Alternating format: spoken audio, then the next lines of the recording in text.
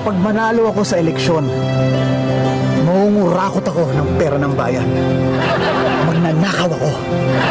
Pero at least, honest ako. Pag akong nanalo sa darating na eleksyon, hindi ko tutuparin ang mga pangako kong ibababa ang mga bilihin at itataas ang sweldo.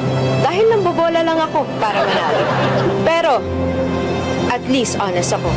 Kapag ako nanalo sa darating na eleksyon, gagamitin ko ang pondo ng gobyerno para makapag-travel at mag-shopping sa ibang bansa dahil makapal ang mukha ko.